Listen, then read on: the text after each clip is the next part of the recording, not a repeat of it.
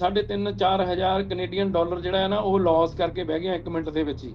ਮੇਰੇ ਸਹੀ ਸਹੀ ਬੱਚੇ ਵੀ ਬੜੇ ਸ਼ੌਕ, ਬਹੁਤ ਹੈਰਾਨ ਰਹਿ ਗਏ ਕਿ ਮੈਨੂੰ ਕਹਿੰਦੇ ਪਾਪਾ ਜੀ ਬਸ ਅਸੀਂ ਇੱਥੋਂ ਫਲਾਈਟ ਲੈਣੀ ਸੀ 6:40 ਤੇ, ਤਾਂ ਅਸੀਂ ਕੋਈ 2.5-3 ਘੰਟੇ ਪਹਿਲਾਂ 에ਅਰਪੋਰਟ ਤੇ ਪਹੁੰਚ ਚੁੱਕੇ ਸੀ। ਠੀਕ ਹੈ ਤੇ ਜਦੋਂ ਅਸੀਂ ਫਲੇਅਰ 에ਅਰ ਦੇ ਕਾਊਂਟਰ ਦੇ ਉੱਤੇ ਗਏ ਬੋਰਡਿੰਗ ਪਾਸ ਵਾਸਤੇ, ਚੈੱਕ ਇਨ ਵਾਸਤੇ, ਅੱਛਾ ਤੇ ਉਹਨਾਂ ਵੱਲੋਂ ਸਾਨੂੰ ਇਹ ਕਿਹਾ ਗਿਆ ਕਿ ਤੁਹਾਨੂੰ US ਕੌਂਸਲਰ ਦੇ ਨਾਲ, ਕੌਂਸੂਲੇਟ ਦੇ ਨਾਲ ਕੰਟੈਕਟ ਕਰਨਾ ਪੈਣਾ। ਅਸੀਂ ਉੱਥੋਂ ਦੀਆਂ ਐਮਬੈਸੀਆਂ ਦੇ ਉੱਤੇ, ਉਧਰਲੇ ਪਾਸੇ ਵਾਲੀਆਂ ਐਮਬੈਸੀਆਂ ਦੇ ਉੱਤੇ ਸਾਰਿਆਂ ਦੇ ਟਰਾਈ ਕੀਤੀ, ਕਿਸੇ ਵੀ ਪਾਸੇ ਸਾਨੂੰ ਕੋਈ ਮਤਲਬ ਕਿ ਇਦਾਂ ਗੱਲ ਹੀ ਨਹੀਂ ਹੋ ਸਕੀ ਕੌਂਸੂਲੇਟ ਦੇ ਨਾਲ ਨਾ। ਉਹ ਕਹਿੰਦੇ ਜੀ ਤੁਹਾਨੂੰ ਤਾਂ ਰੁਕਿਆ ਗਿਆ, ਇੱਕ ਮਤਲਬ ਕਿ ਇੱਕ ਬਚਕਾਨਾ ਜਿਹਾ ਆਨਸਰ ਸੀ ਉਹਨਾਂ ਦਾ, ਤੁਹਾਨੂੰ ਤਾਂ ਰੋਕਿਆ ਗਿਆ ਕਿਉਂਕਿ ਤੁਹਾਡੇ ਕੋਲ ਕੈਰੀ ਔਨ ਬੈਗ, ਤੁਸੀਂ ਕੈਰੀ ਔਨ ਬੈਗ ਵਾਸਤੇ ਪੇ ਨਹੀਂ ਸੀ ਕੀਤਾ। ਸਾਨੂੰ ਉਮੀਦ ਉੱਥੇ ਵੀ ਨਹੀਂ ਸੀ ਸਾਨੂੰ ਹੈਗੀ ਵੀ ਸਾਨੂੰ ਇਸ ਕੇਸ 'ਚ ਕੋਈ ਅੰਦਰ ਜਾਣ ਦੇਣਗੇ ਜਾਂ ਗੱਲ ਕਰਨ ਦੇਣਗੇ। ਜਿੰਨੀ ਇਹਨਾਂ ਦੀ ਸਖਤਾਈ, ਜਿੰਨੀ ਇਹਨਾਂ ਦੀ ਮਤਲਬ ਕਿ ਮੈਨੂੰ ਕਹਿਣ ਦੇ ਵਿੱਚ ਕੋਈ ਝਿਜਕ ਨਹੀਂ ਹੈਗੀ ਕਿ ਬਦਤਮੀਜ਼ੀ ਜਿੰਨੀ ਇਹ ਕਰ ਰਿਹਾ ਨਾ ਇਸ ਵੇਲੇ ਹੁਣ। ਤੇ ਇਹਨਾਂ ਨੇ ਕਹਿੰਦੇ ਜੀ ਤੁਹਾਨੂੰ ਵੀਜ਼ਾ ਅਪਲਾਈ ਕਰਨਾ ਪੈਣਾ US ਦੇ ਲਈ। ਹਾਂਜੀ।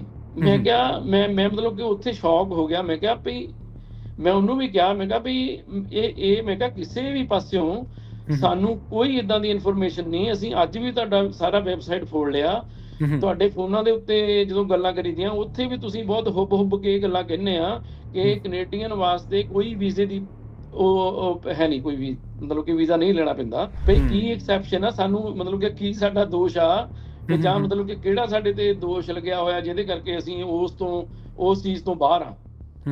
ਤੇ ਕਹਿੰਦੀ ਵੀ ਨਹੀਂ, ਸਿੰਪਲੀ ਕਹਿੰਦੀ ਵੀ ਤੁਸੀਂ ਬਸ ਐਕਸੈਂਪਸ਼ਨ ਹੈਗੇ ਆ ਕੁਝ ਕੇਸ, ਪਰ ਤੁਹਾਨੂੰ ਸਿਰਫ ਸਿੰਪਲੀ ਮੇਰੇ ਕੁਲੀਗ ਨੂੰ ਮੈਂ ਕਹਿ ਦਿੰਦੀ ਆ, ਉਹ ਤੁਹਾਨੂੰ ਇਨਫੋਰਮੇਸ਼ਨ ਦੇ ਦਿੰਦੇ ਆ, ਤੁਸੀਂ ਵੀਜ਼ਾ ਅਪਲਾਈ ਕਰੋ ਤੇ ਵੀਜ਼ਾ ਲੈ ਕੇ ਆ ਸਕਦੇ ਤੁਸੀਂ ਬਸ।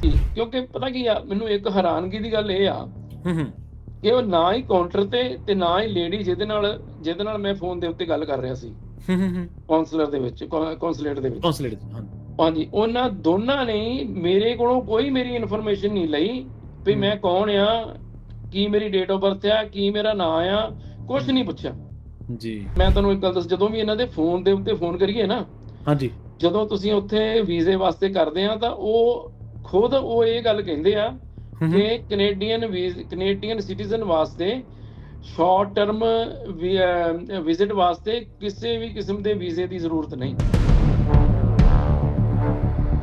ਸਤਿ ਸ਼੍ਰੀ ਅਕਾਲ, ਤੁਸੀਂ ਜੁੜੇ ਹੋਏ ਹੋ ਪੰਜਾਬੀ ਰੇਡੀਓ USA ਦੇ ਨਾਲ, ਤੇ ਅੱਜ ਆਪਾਂ ਗੱਲਬਾਤ ਜਿਹੜੀ ਬੜੀ ਅਹਿਮ ਕਰਨ ਜਾ ਰਹੇ ਹਾਂ ਉਹ US ਇਮੀਗ੍ਰੇਸ਼ਨ ਦੇ ਨਾਲ ਜੁੜੀ ਹੋਈ ਗੱਲਬਾਤ ਆ।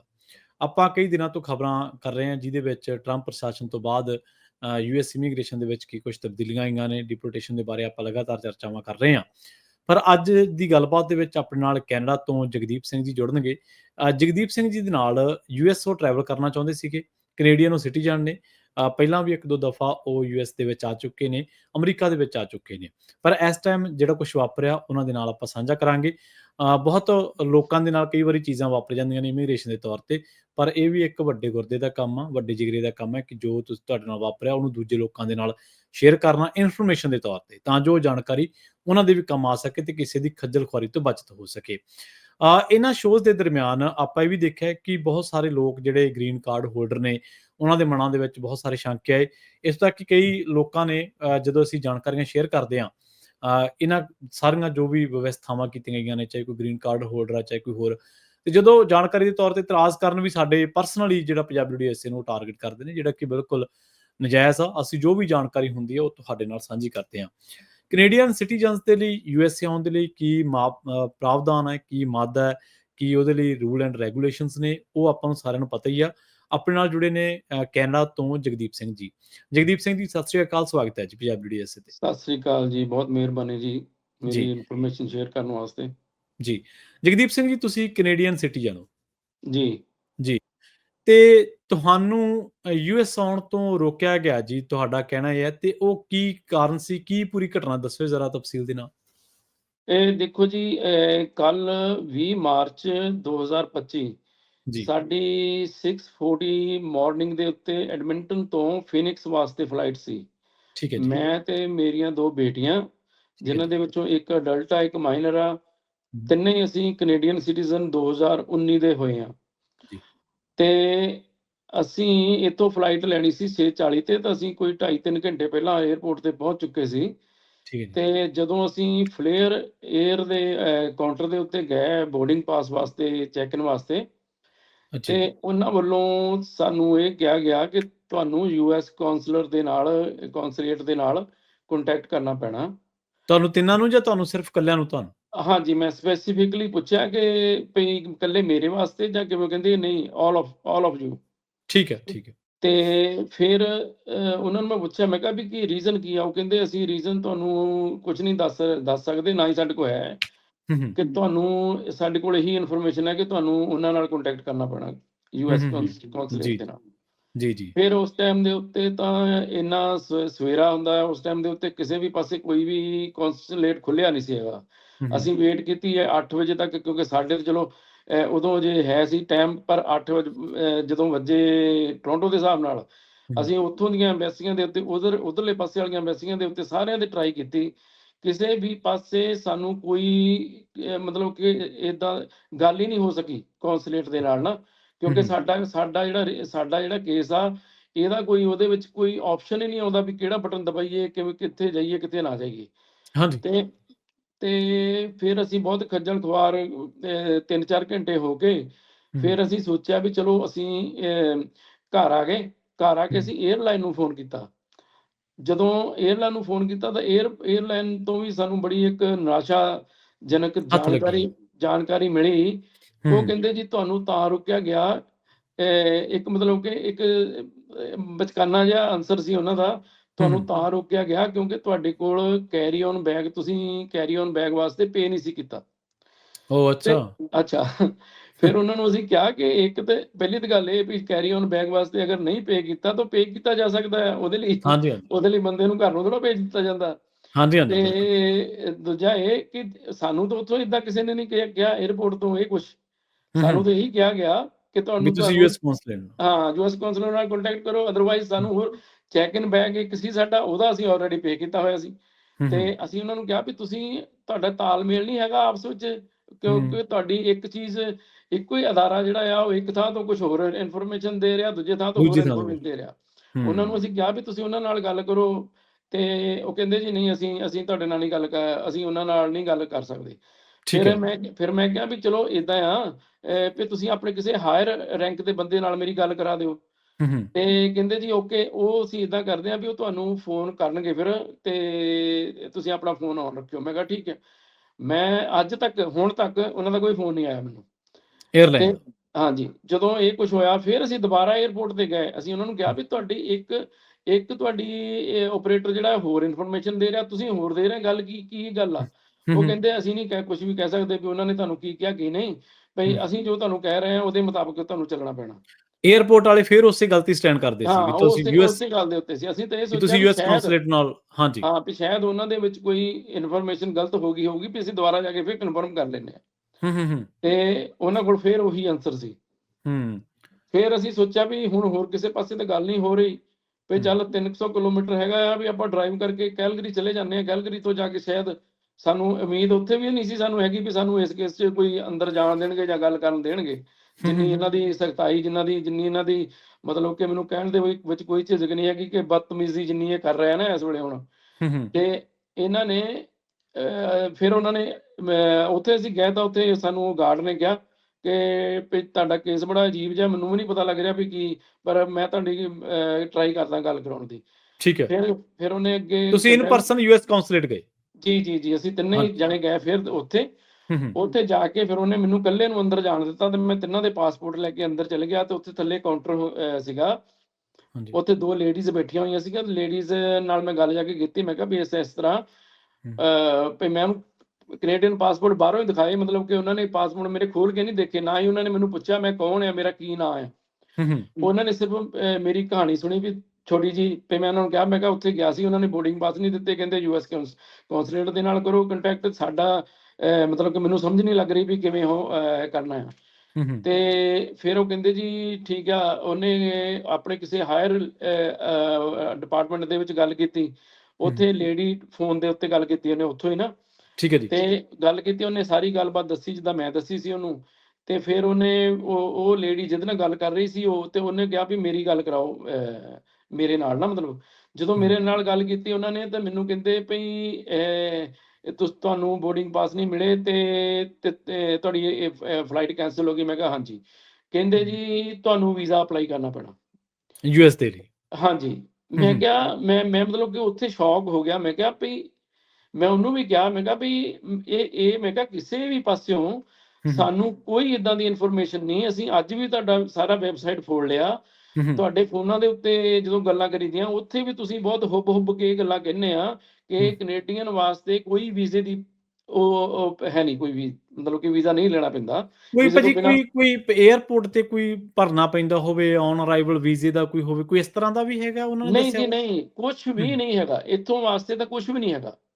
ਠੀਕ ਹੈ। ਮਤਲਬ ਕਿ ਸਿੰਪਲੀ ਤੁਸੀਂ ਟਿਕਟ ਲਓ ਤੇ ਆਪਣਾ ਸਮਾਨ ਪੈਕ ਕਰੋ ਤੇ ਚੜ੍ਹ ਜਾਓ ਹਾਂ ਯੂਐਸ। ਬਸ ਹਾਂਜੀ। ਤੇ ਉਹ ਕਹਿੰਦੀ ਜੀ ਨਹੀਂ, ਸਮ ਕੇਸਿਸ ਦੇ ਵਿੱਚ ਇਹ ਐਕਸੈਪਸ਼ਨ ਆ। ਤੁਹਾਡਾ ਕੇਸ ਫਿਰ ਕਿਹੜੇ ਕਿਹੜੀ? ਹਾਂ ਉਹੀ ਮੈਂ ਉਹਨਾਂ ਨੂੰ ਪੁੱਛਿਆ, ਮੈਂ ਕਿਹਾ ਵੀ ਮਤਲਬ ਕਿ ਸਾਨੂੰ ਫਿਰ ਪਤਾ ਲੱਗੇ ਨਾ ਭਈ ਕੀ ਐਕਸੈਪਸ਼ਨ ਆ, ਸਾਨੂੰ ਮਤਲਬ ਕਿ ਕੀ ਸਾਡਾ ਦੋਸ਼ ਆ ਕਿ ਜਾਂ ਮਤਲਬ ਕਿ ਕਿਹੜਾ ਸਾਡੇ ਤੇ ਦੋਸ਼ ਲੱਗਿਆ ਹੋਇਆ ਜਿਹਦੇ ਕਰਕੇ ਅਸੀਂ ਉਸ ਚੀਜ਼ ਤੋਂ ਬਾਹਰ ਆ। ਤੇ ਕਹਿੰਦੀ ਵੀ ਨਹੀਂ, ਸਿੰਪਲੀ ਕਹਿੰਦੀ ਵੀ ਤੁਸੀਂ ਬਸ ਐਕਸੈਂਪਸ਼ਨ ਹੈਗੇ ਆ ਕੁਝ ਕੇਸ, ਪਰ ਤੁਹਾਨੂੰ ਸਿਰਫ ਸਿੰਪਲੀ ਮੇਰੇ ਕੁਲੀਗ ਨੂੰ ਮੈਂ ਕਹਿ ਦਿੰਦੀ ਆ, ਉਹ ਤੁਹਾਨੂੰ ਇਨਫੋਰਮੇਸ਼ਨ ਦੇ ਦਿੰਦੇ ਆ, ਤੁਸੀਂ ਵੀਜ਼ਾ ਅਪਲਾਈ ਕਰੋ ਤੇ ਵੀਜ਼ਾ ਲੈ ਕੇ ਆ ਸਕਦੇ ਤੁਸੀਂ। ਬਸ ਬਿਨਾਂ ਵੀਜ਼ੇ ਤੁਸੀਂ ਕੈਨੇਡੀਅਨ ਸਿਟੀਜ਼ਨ ਹੋ ਕੇ ਯੂਐਸ ਦੇ ਵਿੱਚ ਐਂਟਰ ਨਹੀਂ ਹੋ ਸਕਦੇ। ਹਾਂਜੀ ਮੈਂ ਉਹਨਾਂ ਨੂੰ ਤੁਸੀਂ ਕਲੀਅਰ ਪਹਿਲਾਂ ਕਿਹਾ, ਵੀ ਮੈਂ ਕਿਹਾ ਕਦੇ? ਵੀ ਹਾਂਜੀ ਤੁਸੀਂ ਪਹਿਲਾਂ ਵੀ ਕਦੇ ਯੂਐਸ ਦਾ ਟਰੈਵਲ ਕੀਤਾ, ਕਦੇ ਆਏ ਹੋ? ਮੈਂ ਜੀ ਆ ਪਿਛਲੇ ਸਾਲ ਮਤਲਬ ਕਿ 2023 ਦੀ ਦਸੰਬਰ ਨੂੰ ਮੈਂ ਲਾਸ ਐਂਜਲਿਸ ਦੇ ਥਰੂ ਇੰਡੀਆ ਗਿਆ ਸੀਗਾ ਤੇ ਮੈਂ ਇੱਕ ਦਿਨ ਉੱਥੇ ਰਿਹਾ। 에ਅਰਪੋਰਟ ਤੋਂ ਬਾਹਰ ਜਾ ਕੇ ਮੈਂ ਹੋਟਲ ਦੇ ਵਿੱਚ ਸਟੇ ਕੀਤੀ ਆ। ਫਿਰ ਮੈਂ ਅਗਲੇ ਦਿਨ ਗਿਆ ਆ ਉੱਥੋਂ। ਫਿਰ ਆਉਂਦੇ ਹੋਏ ਵਾਪਸ ਫਿਰ ਮੈਂ ਮਾਰਚ ਦੇ ਵਿੱਚ ਫਿਰ ਮੈਂ ਥਰੂ ਯੂਐਸ ਆਇਆ ਹਾਂ। ਉਦੋਂ ਕੋਈ ਮਤਲਬ 에ਅਰਲਾਈਨ ਨੇ ਜਾਂ ਇੱਥੇ ਇਮੀਗ੍ਰੇਸ਼ਨ ਯੂਐਸ ਇਮੀਗ੍ਰੇਸ਼ਨ ਨੇ ਤੁਹਾਡੇ ਤੋਂ ਕੋਈ ਸਵਾਲ ਪੁੱਛੇ ਜਾਂ ਕੁਝ ਕੀਤਾ? ਕੁਝ ਵੀ ਨਹੀਂ ਜੀ, ਕੁਝ ਸਵਾਲ ਹੀ ਨਹੀਂ ਪੁੱਛਿਆ, ਕੁਝ ਵੀ। ਬਸ ਤੁਹਾਡੀ ਇਮੀਗ੍ਰੇਸ਼ਨ ਹੋਈ ਜਾਨੀ ਕਿ ਪਹਿਲੀ ਵਾਰ ਬੰਦਾ ਉਤਰਦਾ ਹਾਂਜੀ, ਜਦੋਂ ਉਦੋਂ ਇਮੀਗ੍ਰੇਸ਼ਨ ਜਦੋਂ ਅਸੀਂ ਇੱਥੋਂ ਜਾਂਦੇ ਆ ਤਾਂ ਸਾਡੀ ਇੱਥੇ ਇਮੀਗ੍ਰੇਸ਼ਨ ਹੋ ਜਾਂਦੀ ਹੈ ਨਾ, ਕੈਨੇਡਾ ਦੇ ਵਿੱਚ ਹੀ ਹੋ ਜਾਂਦੀ ਇੱਥੇ। ਨਹੀਂ ਜਦੋਂ ਤੁਸੀਂ ਇੰਡੀਆ 'ਚ ਜਦੋਂ ਐਲਏ 에ਅਰਪੋਰਟ ਤੇ ਉਤਰੇ ਸੀ ਤਾਂ ਉਦੋਂ ਹੋਈ ਹੋਣੀ ਹੈ ਇਮੀਗ੍ਰੇਸ਼ਨ? ਹਾਂਜੀ ਉਦੋਂ ਵੀ ਹੋਈ ਇਮੀਗ੍ਰੇਸ਼ਨ। ਉਦੋਂ ਉਹਨਾਂ ਨੇ ਸਿੰਪਲੀ ਇਹ ਪੁੱਛਿਆ ਕਿ ਤੁਸੀਂ ਕਿਵੇਂ ਟ੍ਰਾਂਜ਼ਿਟ ਹੈ। ਮੈਂ ਕਿਹਾ ਹਾਂਜੀ ਅਸੀਂ ਟ੍ਰਾਂਜ਼ਿਟ ਆ ਮੈਂ, ਤੇ ਅਸੀਂ ਅੱਗੇ ਕਿੱਥੇ ਜਾਣਾ? ਮੈਂ ਕਿਹਾ ਅਸੀਂ ਐਡਮਿੰਟਨ ਜਾਣਾ। ਬਸ ਇੰਨੀ ਕੁਐਸਚਨ ਆਨਸਰ ਹੋਏ ਬਸ। ਫਿਰ ਤੁਸੀਂ ਕਿਸੇ ਹੁਣ ਇਮੀਗ੍ਰੇਸ਼ਨ ਵਕੀਲ ਦੇ ਨਾਲ ਵੀ ਇਸ ਸੰਬੰਧੀ ਸਲਾਹ ਕੀਤੀ ਆ ਵੀ ਜੇ ਰਾਏ ਕੀਤੀ ਆ ਵੀ ਬਈ ਇਹ ਕਿਉਂ ਵਾਪਰਿਆ? ਹਾਂਜੀ ਮੈਂ ਗੱਲ ਕੀਤੀ ਆ ਇੱਕ ਵਕੀਲ ਦੇ ਨਾਲ, ਪਰ ਹੁਣ ਮੈਨੂੰ ਪੱਕਾ ਪਤਾ ਨਹੀਂ ਹੈਗਾ ਵੀ ਉਹ ਇਹ ਕੇਸ ਹੈਂਡਲ ਕਰਦੇ ਕਿ ਨਹੀਂ, ਕਿਉਂਕਿ ਉਹਨਾਂ ਨੇ ਵੀ ਕਿਹਾ ਵੀ ਕਹਿੰਦੇ ਮੈਂ ਸਟੱਡੀ ਕਰ ਲੈਣਾ ਕੇਸ ਪਹਿਲਾਂ, ਉਸ ਤੋਂ ਬਾਅਦ ਮੈਂ ਤੁਹਾਨੂੰ ਦੱਸੂਗਾ। ਅਜੇ ਮਤਲਬ ਕਿ ਇੰਨੀ ਜਲਦੀ ਦੇ ਵਿੱਚ ਸਾਨੂੰ ਕੋਈ ਸਮਝ ਨਹੀਂ ਆ ਰਹੀ ਵੀ ਅਸੀਂ ਮਤਲਬ ਕਿ ਕਿੱਥੇ ਜਾਈਏ, ਕਿਹੜੇ ਵਕੀਲ ਨਾਲ ਕਿਵੇਂ ਗੱਲ ਕਰੀਏ। ਤੇ ਪਰ ਹੁਣ ਮਤਲਬ ਕਿ ਸਾਰਾ ਕੁਝ ਕਰ ਰਹੇ ਆ। ਆਪਣੇ 에ਅਰਲਾਈਨ ਦੇ ਵੀ ਮੈਨੂੰ ਹੁਣ ਪਤਾ ਨਹੀਂ ਕਿਵੇਂ ਰੂਲ ਐਂਡ ਰੈਗੂਲੇਸ਼ਨ ਕੀ ਆ, ਪਰ ਮੈਨੂੰ ਲੱਗਦਾ ਇਹ ਆ ਵੀ ਜੇ 에ਅਰਲਾਈਨ ਦੇ ਕੋਲ ਸਾਡੀ ਇਹ ਇਨਫੋਰਮੇਸ਼ਨ ਸੀ ਤੇ ਫਿਰ ਉਹਨਾਂ ਨੇ ਸਾਨੂੰ ਮਤਲਬ ਕਿ ਉਹਨਾਂ ਨੇ ਕਿਉਂ ਨਹੀਂ ਇਨਫੋਰਮ ਸਾਨੂੰ ਕੀਤਾ ਕਿ ਤੁਹਾਨੂੰ ਗੈਟ ਰੈਡੀ ਰਹਿਣਾ ਚਾਹੀਦਾ ਇਸ ਚੀਜ਼ ਵਾਸਤੇ ਵੀ ਤੁਸੀਂ ਫਲਾਈ ਨਹੀਂ ਕਰ ਸਕਦੇ ਇਸ ਤਰ੍ਹਾਂ ਨਾ। ਤੇ ਉਹਨਾਂ ਵੱਲੋਂ ਵੀ ਸਾਨੂੰ ਕੋਈ ਜਾਣਕਾਰੀ ਨਹੀਂ ਦਿੱਤੀ ਗਈ। ਹੁਣ ਉਹਨਾਂ ਦੇ ਵੀ ਸਾਰਾ ਕੇਸ ਨੂੰ ਪੜ੍ਹਾ ਕੇ ਉਹਨਾਂ ਦੇ ਵੀ ਕੋਈ ਕਾਰਵਾਈ ਜੋ ਵੀ ਹੁੰਦੀ ਹੋਈ ਉਹ ਕਰਾਂਗੇ ਕਾਨੂੰਨੀ। ਤੇ ਬਾਕੀ ਇਮੀਗ੍ਰੇਸ਼ਨ ਤੋਂ ਤਾਂ ਸਾਨੂੰ ਇਹੀ ਆ ਵੀ ਹੁਣ ਤੁਸੀਂ ਯੂਐਸ ਦਾ ਵੀਜ਼ਾ ਅਪਲਾਈ ਕੀਤਾ ਵੀ? ਨਹੀਂ ਜੀ ਮੈਂ ਵੀਜ਼ਾ ਨਹੀਂ ਅਪਲਾਈ ਕੀਤਾ। ਅੱਛਾ ਠੀਕ ਹੈ। ਹਾਂ ਮੈਂ ਵੀਜ਼ਾ ਨਹੀਂ ਅਪਲਾਈ ਕੀਤਾ ਕਿਉਂਕਿ ਸਾਡਾ ਇਵੈਂਟ ਸੀਗਾ ਉਹ 23 ਤਰੀਕ ਨੂੰ ਅਸੀਂ ਪਹੁੰਚਣਾ ਸੀ ਉੱਥੇ। ਉਸ ਤੋਂ ਬਾਅਦ ਤੋਂ ਅਜੇ ਹਾਲ ਦੀ ਘੜੀ ਸਾਨੂੰ ਲੋੜ ਹੀ ਨਹੀਂ ਹੈਗੀ ਵਿਜ਼ਿਟ ਕਰਨ ਦੀ। ਸੋ ਅਸੀਂ ਵੀਜ਼ਾ ਅਪਲਾਈ ਕਰਨ ਦੀ ਸਾਨੂੰ ਜ਼ਰੂਰਤ ਨਹੀਂ ਹੈਗੀ ਅਜੇ ਇਸ ਵੇਲੇ, ਕਿਉਂਕਿ ਉਹ ਤਾਂ ਹੁਣ ਮਿਸ ਹੋ ਗਿਆ ਜਿਹੜਾ ਹੋ ਗਿਆ। ਤੇ ਤੁਹਾਡੀ ਗੱਲਬਾਤ ਤੋਂ ਭਾਜੀ ਇਹ ਅੰਦਾਜ਼ਾ ਲੱਗਦਾ ਵੀ ਤੁਹਾਡਾ ਕਹਿਣਾ ਅਸਲ ਦੇ ਵਿੱਚ ਜਾਂ ਤੱਤਸਾਰ ਜਿਵੇਂ ਆਪਾਂ ਕਹਿ ਦਿੰਦੇ ਹਾਂ ਪੰਜਾਬੀ ਦੇ ਵਿੱਚ, ਉਹ ਇਹ ਨਿਕਲਦਾ ਵੀ ਤੁਸੀਂ ਕੈਨੇਡੀਅਨ ਸਿਟੀਜ਼ਨ ਹੋ ਤੇ ਤੁਹਾਡੇ ਕਹਿਣ ਦੇ ਮੁਤਾਬਕ ਕੈਨੇਡੀਅਨ ਸਿਟੀਜ਼ਨ ਨੂੰ ਯੂਐਸ ਆਉਣ ਦੇ ਲਈ ਕੋਈ ਵੀਜ਼ੇ ਦੀ ਲੋੜ ਨਹੀਂ ਹੈ, ਮਤਲਬ ਜੇ ਮੋਟਾ-ਮੋਟਾ ਹਨਾ। ਤੁਸੀਂ ਐਲਏ 에ਅਰਪੋਰਟ ਤੋਂ 2 ਵਾਰੀ ਆਏ ਹੋ ਇੰਡੀਆ, ਜਦੋਂ ਆਏ ਹੋ ਉਦੋਂ ਇਮੀਗ੍ਰੇਸ਼ਨ ਵੀ ਹੋਈ ਆ, ਵੀ ਹਾਲੇ ਤੱਕ ਕਿਸੇ ਵੀ ਤਰੀਕੇ ਦਾ ਕੋਈ ਇਤਰਾਜ਼, ਕੋਈ ਟਿੱਪਣੀ ਜਾਂ ਕੋਈ ਤੁਹਾਡੇ ਤੋਂ ਪੁੱਛਗਿੱਛ ਦੇ ਦੌਰਾਨ ਤੁਹਾਨੂੰ ਨਹੀਂ ਲੱਗਿਆ ਕਿ ਮੈਨੂੰ ਯੂਐਸ ਆਉਣ ਤੋਂ ਰੋਕਿਆ ਜਾ ਸਕਦਾ, ਪਰ ਹੈਰਾਨੀ ਤੁਹਾਨੂੰ ਇਸ ਗੱਲ ਦੀ ਹੈ ਵੀ ਸਾਨੂੰ ਰੋਕਿਆ ਕਿਉਂ ਗਿਆ? ਹਾਂਜੀ ਉਹੀ ਮਤਲਬ ਕਿ ਹੁਣ ਤਲਾਸ਼ ਕਰ ਰਹੇ ਹਾਂ। ਉਹੀ ਜਦੋਂ ਉਹਨਾਂ ਨੇ ਕੱਲ ਸਾਨੂੰ ਇਨਫੋਰਮੇਸ਼ਨ ਦਿੱਤੀ ਨਾ ਉੱਥੋਂ ਐਮਬੈਸੀ ਤੋਂ, ਉਹਨਾਂ ਨੇ ਕਿਹਾ ਵੀ ਆਹ ਈਮੇਲ ਆ ਤੇ ਆਹ ਟੈਲੀਫੋਨ ਨੰਬਰ ਆ, ਇੱਥੇ ਆਪਣਾ ਤੁਸੀਂ ਫੋਨ ਕਰਕੇ ਆਪਣਾ ਫਾਰਮ ਭਰ ਕੇ ਤੇ ਫੋਨ ਕਰਕੇ ਅਪਾਇੰਟਮੈਂਟ ਲੈ ਕੇ ਵੀਜ਼ਾ ਲੈ ਲਓ। ਫਿਰ ਅਸੀਂ ਉਸ ਜਿਹੜੀ ਈਮੇਲ ਦਿੱਤੀ ਆ ਨਾ ਉੱਤੇ, ਉਸ ਈਮੇਲ ਦੇ ਉੱਤੇ ਆਪਣਾ ਸਾਰਾ ਮੈਟਰ ਲਿਖ ਕੇ ਭੇਜਿਆ ਉਹਨਾਂ ਨੂੰ ਵੀ ਸਾਨੂੰ ਕਮ ਸੇ ਕਮ ਇਹ ਪਤਾ ਲੱਗੇ ਕਿ ਸਾਨੂੰ ਕਿਉਂ ਰੋਕਿਆ ਗਿਆ। ਅਸੀਂ ਇਸ ਮਤਲਬ ਕਿ ਇਸ ਕੈਟਾਗਰੀ ਦੇ ਵਿੱਚ ਸਾਨੂੰ ਐਕਸੈਂਪਸ਼ਨ ਕਿਉਂ ਆ ਸਾਡੇ ਵਾਸਤੇ। ਤੇ ਉਹਦਾ ਜਵਾਬ ਉਹਨਾਂ ਦੀ ਆਟੋਮੈਟਿਕ ਈਮੇਲ ਆ ਗਈ ਸੀ ਸਾਨੂੰ ਕਿ ਅਸੀਂ 3 ਬਿਜ਼ਨਸ ਡੇਜ਼ ਦੇ ਵਿੱਚ ਤੁਹਾਨੂੰ ਜਵਾਬ ਦੇਵਾਂਗੇ। ਪਰ ਅਜੇ 3 ਬਿਜ਼ਨਸ ਡੇ ਹੁਣ ਨੈਕਸਟ ਵੀਕ ਹੋਣਗੇ। ਹਾਂਜੀ, ਤੇ ਉਹਦੇ 'ਚ ਸਾਨੂੰ ਕੋਈ ਅਗਰ ਪਤਾ ਲੱਗੂਗਾ ਜੇ ਉਹਨਾਂ ਨੇ ਕੁਝ ਬੈਕ ਸਾਨੂੰ ਕੰਟੈਕਟ ਕੀਤਾ ਤਾਂ। ਤੇ ਬਸ ਸਾਡੀ ਇਹ ਆ ਵੀ ਸਾਨੂੰ ਕਮ ਸੇ ਕਮ ਇਹ ਪਤਾ ਲੱਗੇ ਸਾਨੂੰ ਕਿਉਂ ਰੋਕਿਆ ਗਿਆ, ਕੀ ਕਾਰਨ ਆ। ਠੀਕ ਆ। ਤੇ ਤੁਸੀਂ ਪਹਿਲਾਂ ਵੀ ਕਦੇ ਯੂਐਸ ਦਾ ਵੀਜ਼ਾ ਅਪਲਾਈ ਕੀਤਾ ਸੀ? ਕਦੇ? ਮੈਂ ਜੀ ਅੱਜ ਤੋਂ 15 ਸਾਲ ਪਹਿਲਾਂ ਮੈਂ ਇਟਲੀ ਦੇ ਵਿੱਚ ਪਰਮਾਨੈਂਟ ਅਸੀਂ ਰਹਿ ਰਹੇ ਸੀ। ਉੱਥੋਂ ਅਸੀਂ ਅਪਲਾਈ ਕੀਤਾ ਸੀ ਵੀਜ਼ਾ। ਉੱਥੋਂ ਇਹਨਾਂ ਨੇ ਸਾਨੂੰ ਵੀਜ਼ਾ ਸਾਡਾ ਸਿੰਪਲੀ ਰਿਫਿਊਜ਼ ਕੀਤਾ ਸੀ। ਮਤਲਬ ਕਿ ਕੋਈ ਉਹਦੇ ਤੇ ਇਹ ਨਹੀਂ ਹੈਗਾ ਵੀ ਕੋਈ ਮੇਰੇ ਤੇ ਕੋਈ ਬੈਨ ਲਾਤਾ ਜਾਂ ਕੁਛ ਕਰਤਾ, ਕੋਈ ਏਦਾਂ ਦਾ ਨਹੀਂ ਸੀ। ਫਿਰ ਉਸ ਤੋਂ ਬਾਅਦ ਜਦੋਂ ਮੈਂ 2013 'ਚ ਇੱਥੇ ਆਇਆ ਤਾਂ 2014 ਦੇ ਵਿੱਚ ਮੈਂ ਵਰਕ ਪਰਮਿਟ ਤੇ ਸੀ ਇੱਥੇ, ਤੇ ਮੈਂ ਇੱਥੋਂ ਅਪਲਾਈ ਕੀਤਾ ਵੀਜ਼ਾ। ਇਹਨਾਂ ਨੇ ਫਿਰ ਮੈਨੂੰ ਰਿਫਿਊਜ਼ ਕੀਤਾ। ਤੇ ਉਹ ਇਮੀਗ੍ਰੇਸ਼ਨ ਮਤਲਬ ਕਿ ਆਫਿਸਰ ਨੇ ਇਹੀ ਕਿਹਾ, ਕਹਿੰਦੇ ਵੀ ਤੁਸੀਂ ਨੈਕਸਟ ਟਾਈਮ ਜਦੋਂ PR ਹੋ ਗਿਆ ਫਿਰ ਅਪਲਾਈ ਕਰਿਓ ਵੀਜ਼ਾ, ਕਿਉਂਕਿ ਇਹ ਤੁਸੀਂ ਪਹਿਲਾਂ ਰਿਫਿਊਜ਼ ਹੋਏ ਆ, ਇਸ ਕਰਕੇ ਤੁਹਾਨੂੰ ਇਸ ਟਾਈਮ ਅਸੀਂ ਹੁਣ ਵੀ ਨਹੀਂ ਵੀਜ਼ਾ ਦੇ ਰਹੇ। ਤੇ ਉਸ ਤੋਂ ਬਾਅਦ ਫਿਰ ਮੈਂ ਵੀਜ਼ਾ ਨਹੀਂ ਅਪਲਾਈ ਕੀਤਾ। ਤਾਂ ਫਿਰ 2019 ਦੇ ਵਿੱਚ ਲੋੜ ਹੀ ਨਹੀਂ ਸੀ। ਫਿਰ ਉਸ ਤੋਂ ਬਾਅਦ ਮੈਂ ਸਿਟੀਜ਼ਨ ਹੋ ਗਿਆ ਸੀ। ਤੇ ਫਿਰ ਅਸੀਂ ਕਾਨੂੰਨ ਦੇ ਮੁਤਾਬਕ ਸਾਨੂੰ ਜ਼ਰੂਰਤ ਨਹੀਂ ਸੀ ਵੀਜ਼ੇ ਦੀ, ਤੇ ਕਦੀ ਅਪਲਾਈ ਨਹੀਂ ਕੀਤਾ। ਜੀ। ਤੇ ਭਾਜੀ ਜਦੋਂ ਤੁਸੀਂ ਯੂਐਸ ਕੌਂਸੂਲੇਟ ਗਏ ਸੀਗੇ ਜਗਦੀਪ ਜੀ, ਉਦੋਂ ਉੱਥੇ ਉਹਨਾਂ ਦਾ ਕੀ ਲਾਸਟ ਜਵਾਬ ਸੀਗਾ? ਮਤਲਬ ਕੀ ਤੁਹਾਨੂੰ ਇਹੀ ਕਿਹਾ ਗਿਆ ਕਿ ਵੀਜ਼ਾ ਲਈ ਅਪਲਾਈ ਕਰਦੇ ਤੁਸੀਂ? ਹਾਂਜੀ, ਬਸ ਉਹਨਾਂ ਦਾ ਲਾਸਟ ਇਹੀ ਸੀਗਾ ਕਿ ਤੁਸੀਂ ਵੀਜ਼ਾ ਅਪਲਾਈ ਕਰੋ। ਰੀਜ਼ਨ ਉਹਨਾਂ ਨੇ ਵੀ ਨਹੀਂ ਦੱਸਿਆ ਕੋਈ? ਨਹੀਂ ਜੀ, ਕਿਉਂਕਿ ਪਤਾ ਕੀ ਆ, ਮੈਨੂੰ ਇੱਕ ਹੈਰਾਨਗੀ ਦੀ ਗੱਲ ਇਹ ਆ ਕਿ ਉਹ ਨਾ ਹੀ ਕਾਊਂਟਰ ਤੇ ਨਾ ਹੀ ਲੇਡੀ ਜਿਹਦੇ ਨਾਲ ਮੈਂ ਫੋਨ ਦੇ ਉੱਤੇ ਗੱਲ ਕਰ ਰਿਹਾ ਸੀ ਕੌਂਸੂਲੇਟ ਦੇ ਵਿੱਚ। ਹਾਂਜੀ, ਉਹਨਾਂ ਦੋਨਾਂ ਨੇ ਮੇਰੇ ਕੋਲੋਂ ਕੋਈ ਮੇਰੀ ਇਨਫੋਰਮੇਸ਼ਨ ਨਹੀਂ ਲਈ ਵੀ ਮੈਂ ਕੌਣ ਆ, ਕੀ ਮੇਰੀ ਡੇਟ ਆਫ ਬਰਥ ਆ, ਕੀ ਮੇਰਾ ਨਾਂ ਆ, ਕੁਛ ਨਹੀਂ ਪੁੱਛਿਆ ਜੀ। ਮਤਲਬ ਇੱਕ ਇਦਾਂ ਦਾ ਸਵਾਲ ਦਾ ਜਵਾਬ ਦਿੱਤਾ ਉਹਨਾਂ ਨੇ ਜਿੱਦਾਂ ਕਿ ਤੇ ਇਹ ਜਨਰਲੀ ਹੋ ਰਿਹਾ ਸਾਰੇ ਲੋਕਾਂ ਨਾਲ। ਉਹਨਾਂ ਲਈ ਨਾਰਮਲ ਗੱਲ ਸੀ। ਹਾਂਜੀ, ਤੁਹਾਨੂੰ ਲੱਗਦਾ ਕਿ ਉਹਨਾਂ ਲਈ ਨਾਰਮਲ ਗੱਲ ਸੀ? ਜੀ। ਸੋ ਬਿਲਕੁਲ ਤੁਹਾਨੂੰ ਯਾਦ ਹੋਣਾ ਭਾਜੀ, ਖਬਰਾਂ ਦੇ ਵਿੱਚ ਵੀ ਇਹ ਅਕਸਰ ਹੀ ਚਰਚਾ ਦਾ ਵਿਸ਼ਾ ਵੀ ਇੱਕ ਜੈਸਮੀਨ ਮੂਨੀ ਜਿਹੜੀ ਬਹੁਤ ਤਕੜੀ ਸਟਾਰ ਆ, ਕੈਨੇਡਾ ਦੀ ਸਿਟੀਜ਼ਨ ਆ, ਉਹ ਵੀ ਓਵਰਸਟੇ ਦਾ ਇੱਕ ਮਾਮਲਾ ਸੀ ਤੇ ਉਹਦੇ ਨਾਲ ਕੀ ਕੁਝ ਵਾਪਰਿਆ ਉਹਨੇ ਇੰਟਰਵਿਊ ਦੇ ਵਿੱਚ ਵੀ ਦੱਸਿਆ। ਹਾਂਜੀ। ਨਿਊਜ਼ ਵੀਕ ਦੇ ਵਿੱਚ ਵੀ ਇੱਕ ਆਰਟੀਕਲ ਸੀਗਾ, ਉਹਨਾਂ ਨੇ ਜਿਹੜੇ ਅਮਰੀਕਾ ਦੇ ਗ੍ਰੀਨ ਕਾਰਡ ਹੋਲਡਰ ਨੇ ਉਹਨਾਂ ਨੂੰ ਕਿਹਾ ਕਿ ਤੁਸੀਂ ਇਹਤਿਆਤ ਕਰੋ, ਜੇ ਤੁਸੀਂ ਨਹੀਂ ਸਰਦਾ ਤੁਹਾਡਾ ਤਾਂ ਨਾ ਜਾਓ ਅਮਰੀਕਾ ਦੇ ਵਿੱਚੋਂ। UK ਤੇ ਜਰਮਨੀ ਨੇ ਆਪਣੇ ਨਾਗਰਿਕਾਂ ਦੇ ਲਈ ਟਰੈਵਲ ਐਡਵਾਈਜ਼ਰੀ ਜਾਰੀ ਕੀਤੀ ਹੈ ਯੂਐਸ ਦੇ ਲਈ, ਕਿਉਂਕਿ ਉਹਨਾਂ ਦੇ ਵੀ ਕਈ ਬੰਦੇ ਡਿਟੇਨ ਹੋ ਚੁੱਕੇ ਨੇ। ਸੋ ਬਿਲਕੁਲ ਤੁਸੀਂ ਹੋਰ ਵੀ ਜਿਹੜੇ ਕੈਨੇਡੀਅਨ ਸਿਟੀਜ਼ਨ ਨੇ ਉਹਨਾਂ ਤੋਂ ਪੁੱਛਿਆ ਹੋਣਾ, ਕਈ ਤੁਹਾਡੇ ਸਰਕਲ ਦੇ ਵਿੱਚੋਂ ਆਏ ਵੀ ਹੋਣੇ ਯੂਐਸ ਦੇ ਵਿੱਚ, ਉਹਨਾਂ ਦੀ ਕੀ ਟਿੱਪਣੀ ਸੀ ਜਿਹੜੇ ਤੁਹਾਡੇ ਸਰਕਲ ਦੇ ਤੁਹਾਡੇ ਰਿਸ਼ਤੇਦਾਰ ਜਾਂ ਤੁਹਾਡੇ ਦੋਸਤ ਮਿੱਤਰ ਨੇ? ਹਰੇਕ ਨੂੰ ਜਿਹਨੂੰ ਗੱਲ ਕਰੀਦੀ ਆ ਉਹਦੀਆਂ ਅੱਖਾਂ ਅੱਡੀਆਂ ਰਹਿ ਜਾਂਦੀਆਂ ਭਈ ਹੈ। ਅੱਛਾ, ਇਹ ਕਿਵੇਂ? ਠੀਕ ਹੈ ਜੀ। ਮਤਲਬ ਹਰ ਇੱਕ ਬੰਦਾ ਆਪਣੀਆਂ ਐਗਜ਼ਾਮਪਲਾਂ ਦਿੰਦਾ ਜਾਂ ਉਹਦੇ ਨਾਲ ਦੇ ਦੀਆਂ ਜੀ ਸਾਡਾ ਤਾਂ ਹੁਣ ਟਰੈਵਲ ਕਰਕੇ ਆਏ ਆ, ਅਸੀਂ ਕਿੰਨੀ ਵਾਰੀ ਜਾ ਕੇ ਆਏ ਆ, ਸਾਨੂੰ ਕਦੀ ਨਹੀਂ ਰੋਕਿਆ, ਕਦੀ ਕਿਸੇ ਨੇ ਕੁਝ ਨਹੀਂ ਕਿਹਾ। ਤੇ ਟਰੈਵਲ ਤਾਂ ਖੈਰ ਮੈਂ ਵੀ 1 ਸਾਲ ਪਹਿਲਾਂ ਕਰਕੇ ਆਇਆ, ਮੈਨੂੰ ਕਿਸੇ ਨੇ ਨਹੀਂ ਰੋਕਿਆ। ਤੇ ਪਰ ਇਹ ਹੁਣ ਹੀ ਇਹ ਸਿਸਟਮ ਇਦਾਂ ਦਾ ਹੋ ਗਿਆ ਕਿ ਪਤਾ ਨਹੀਂ ਹੁਣ। ਮਤਲਬ ਚੱਕਰ ਇਹ ਆ ਕਿ ਕਮ ਸੇ ਕਮ ਅਗਲੇ ਬੰਦੇ ਨੂੰ ਇਹ ਤਾਂ ਪਤਾ ਲੱਗੇ ਨਾ ਵੀ ਤੁਹਾਡਾ ਕਸੂਰ ਕੀ ਆ। ਮਤਲਬ ਕਿ ਕਿਉਂ ਤੁਹਾਨੂੰ ਰੋਕਿਆ ਗਿਆ, ਚੁੱਪ ਕਰਕੇ ਬਹਿ ਜਾਈਏ ਅਸੀਂ। ਹਾਂਜੀ, ਕੋਈ ਔਨ ਅਰਾਈਵਲ ਵੀਜ਼ਾ ਦੇ ਲਈ ਭਾਜੀ ਕੋਈ ਪੇਪਰ ਭਰਨ ਦੀ ਕੋਈ ਮੱਦ ਹੋਵੇ, ਕੋਈ ਇਸ ਤਰ੍ਹਾਂ ਦਾ ਕੋਈ ਹੈ ਤੁਹਾਨੂੰ ਜਾਣਕਾਰੀ? ਨਹੀਂ ਜੀ, ਮੈਂ ਜਿੰਨੀ ਸਾਨੂੰ ਨੌਲੇਜ ਆ, ਜਦੋਂ ਮੈਂ ਤੁਹਾਨੂੰ ਇੱਕ ਗੱਲ ਦੱਸ, ਜਦੋਂ ਵੀ ਇਹਨਾਂ ਦੇ ਫੋਨ ਦੇ ਉੱਤੇ ਫੋਨ ਕਰੀਏ ਨਾ, ਹਾਂਜੀ, ਜਦੋਂ ਤੁਸੀਂ ਉੱਥੇ ਵੀਜ਼ੇ ਵਾਸਤੇ ਕਰਦੇ ਆ ਤਾਂ ਉਹ ਖੁਦ ਇਹ ਗੱਲ ਕਹਿੰਦੇ ਆ ਕਿ ਕੈਨੇਡੀਅਨ ਸਿਟੀਜ਼ਨ ਵਾਸਤੇ ਸ਼ਾਰਟ ਟਰਮ ਵਿਜ਼ਿਟ ਵਾਸਤੇ ਕਿਸੇ ਵੀ ਕਿਸਮ ਦੇ ਵੀਜ਼ੇ ਦੀ ਜ਼ਰੂਰਤ ਨਹੀਂ। ਠੀਕ ਆ, ਉਹ ਬਿਨਾਂ ਕਿਸੇ ਵੀਜ਼ੇ ਦੇ ਯੂਐਸ ਦੇ ਵਿੱਚ ਦਾਖਲ ਹੋ ਸਕਦਾ ਹੈ। ਹਾਂਜੀ, ਮਤਲਬ ਬਾਈ ਰੋਡ ਜਾਂ ਬਾਈ 에ਅਰ ਕੋਈ ਚੱਕਰ ਨਹੀਂ ਇਹਦਾ। ਨਹੀਂ ਜੀ, ਨਹੀਂ, ਕੋਈ ਕਿਸੇ ਤਰ੍ਹਾਂ ਵੀ ਤੁਸੀਂ ਆਉਣੇ ਆ। ਠੀਕ ਹੈ, ਉਹਦੇ ਤੇ ਕੋਈ ਇਦਾਂ ਦੀ ਹੈ ਨਹੀਂ ਵੀ ਤੁਸੀਂ ਕੋਈ ਫਾਰਮ ਭਰਨਾ, ਤੁਸੀਂ ਕੋਈ ਇਨਫੋਰਮੇਸ਼ਨ ਦੇਣੀ ਜਾਂ ਕੁਝ ਨਹੀਂ ਹੈਗਾ ਇਦਾਂ ਦਾ। ਜੀ। ਸੋ ਬਹੁਤ ਧੰਨਵਾਦ ਜਗਦੀਪ ਜੀ ਗੱਲ ਕਰਨ ਵਾਸਤੇ ਤੇ ਆਪਣਾ ਸਾਰਾ ਮਾਮਲਾ ਜਿਹੜਾ ਸਾਡੇ ਨਾਲ ਸਾਂਝਾ ਕਰਨ ਵਾਸਤੇ।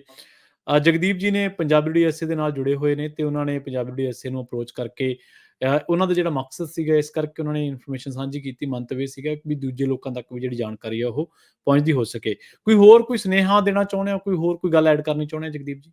ਦੇਖੋ ਜੀ, ਮੇਰਾ ਮੇਨ ਮਕਸਦ ਆ ਰੇਡੀਓ ਦੇ ਉੱਤੇ ਆਉਣ ਦਾ ਇਹੀ ਸੀਗਾ ਕਿ ਮੈਂ ਚਾਹੁੰਦਾ ਇਹ ਕਿ ਜੋ ਆਹ ਕੁਝ ਮੇਰੇ ਨਾਲ ਹੋਇਆ ਨਾ, ਤਾਂ ਇਹ ਹੋਰ ਕੋਈ ਜਿਹੜੇ ਵੀ ਜਾ ਰਹੇ ਆ ਇਹਨਾਂ ਦਿਨਾਂ ਦੇ ਵਿੱਚ, ਉਹ ਪਹਿਲਾਂ ਹੀ ਅਵੇਅਰ ਹੋ ਜਾਣ, ਪਹਿਲਾਂ ਹੀ ਆਪਣੇ ਆਪ ਨੂੰ ਜਾਣਕਾਰੀਆਂ ਆਪਣੇ ਲਈ ਲੈ ਲੈਣ ਕਿ ਉਹਨਾਂ ਨੂੰ ਕੋਈ ਦਿੱਕਤ ਨਹੀਂ ਆਉਣ ਵਾਲੀ। ਕਿਉਂਕਿ ਮੈਂ ਤਾਂ 3,500-4 ਹਜ਼ਾਰ ਕੈਨੇਡੀਅਨ ਡਾਲਰ ਜਿਹੜਾ ਹੈ ਨਾ, ਉਹ ਲਾਸ ਕਰਕੇ ਬਹਿ ਗਿਆ 1 ਮਿੰਟ ਦੇ ਵਿੱਚ ਹੀ।